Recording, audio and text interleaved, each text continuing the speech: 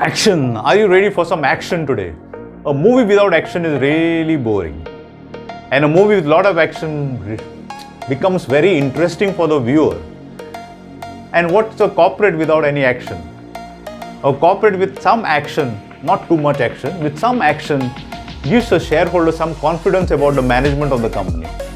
It gives a shareholder a viewpoint to understand whether it's worthwhile to invest into the company from a long-term or a short-term period.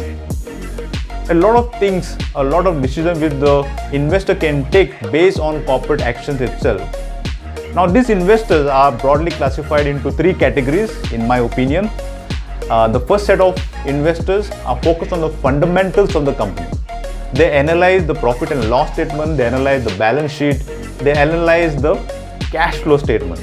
And based on the analysis of all these financial statements of the company over different periods of time, maybe 5 years or 10 years, they then decide whether to keep the company in the radar, have a view about the particular company, keep it in their radar so that they can invest when the share price comes to their required valuation. Now, this second group of investors focus majorly on the technicals of the company. They check the volumes of the company and various other parameters as well based on demand and supply of the shares in the particular market at that particular day. So based on those parameters, the technical investor takes a decision whether to trade into the particular stock or to invest for a long term. And then there is this third group of investors who look both in the fundamentals as well as the technicalities of the company. So in my opinion, having both the perspective of the fundamentals of the company as well as the technicalities of the company help the investor better. First, the fundamentals gives a viewpoint whether the company is worthwhile investing, and the technicalities gives a viewpoint whether the share price is at a required demand so that it can buy the company at that particular point of time. So let's look into now the corporate action. This is what we are more interested into, isn't it? Share and subscribe and like as well, or like it towards the end if you have liked it. If you have not liked it, please drop a note or comment section so that I can improvise on the video or improvise on the content which I'm sharing over the financials. So let's get into corporate actions finally. So corporate action is the various kind of announcements or various actions which the company takes based on the profits it has earned. So there are different types of corporate actions a particular company would take.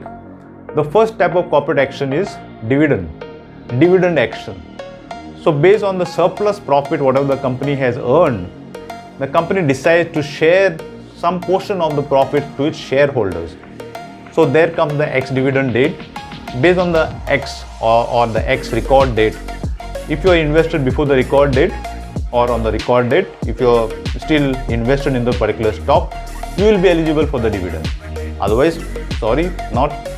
If you enter late after the ex-dividend, then you will not be eligible for the dividend paid out by the company.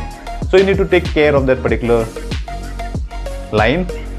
And you will normally notice when the dividend is actually announced, the share price of the company tends to go slightly up to adjust for the dividend the company is going to pay in the future. So more shareholders are willing to pay a slightly higher price so that they can be eligible for getting the dividend. And then once the ex-dividend crosses within some few days, because the dividend is now paid out, it will have an impact on the share price of the company. It will adjust slightly lower. So that is about dividend. The second aspect of corporate action is rights issue or bonus issue. So here the company gives shares, additional shares to the shareholders, to the existing shareholders. Of course, you can become an existing shareholder if you buy the company before the X or before the record date of the announcement, and if you are holding the company before the X rights or X bonus date, then you become eligible to get the additional shares of the company. And now, why do companies issue this bonus or rights? There could be two reasons.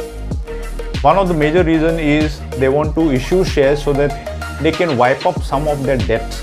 Some of the financial obligations can be wiped out by issuing additional shares for the shareholders so that they can buy and then they can raise the capital for the company, and then the company invests or pays out the obligations. Financial obligations are being paid out by raising the capital from the bonus or rights.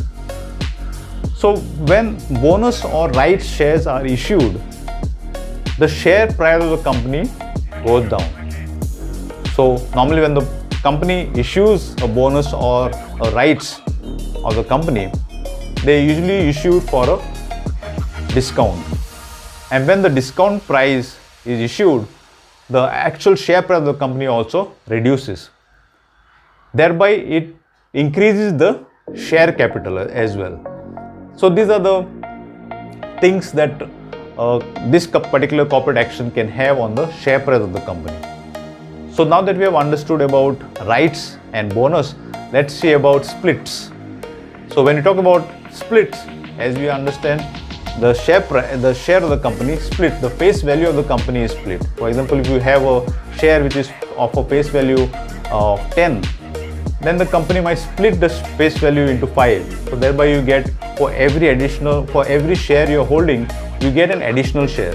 Or at times they split it in a way wherein if you have like 1:2, when you have 1:2 kind of a ratio for a split, then the company, for every 2 shares you have existing in your account, you will get an additional share. For example, if you have 1000 shares in your account, you will get one more additional. That means you will get totally 500 shares additional. So when this particular announcement is done with respect to split of the share price reduces based on the amount of the split. Based on the ratio of the split, the share price also adjusts accordingly. So this gives an advantage for new investors to enter the particular company. Those investors who found that the share price is very pricey, too heavy, like a 6-digit price. So then if it splits, then it becomes more affordable to new investors or investors who can't spend too much on buying the particular share. Nevertheless, it has no impact with the percentage returns. It might have some slight impact, slight higher percentage returns you can get because of the split or because of the bonus as well. So these are the different kinds of corporate actions which are available today. So based on this corporate action, the investor can decide when to enter the particular stock from a long-term perspective or from a short-term perspective. He can decide to take advantage of a long-term or a short-term decision. Normally, if you invest after the corporate action is taken place, then you can enter a long-term of the particular stock. Nevertheless, this corporate action have impact on the short-term.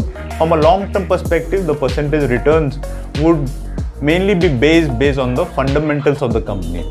Whether the company is earning good profits in the now or going forward, what kind of profit visibility it has.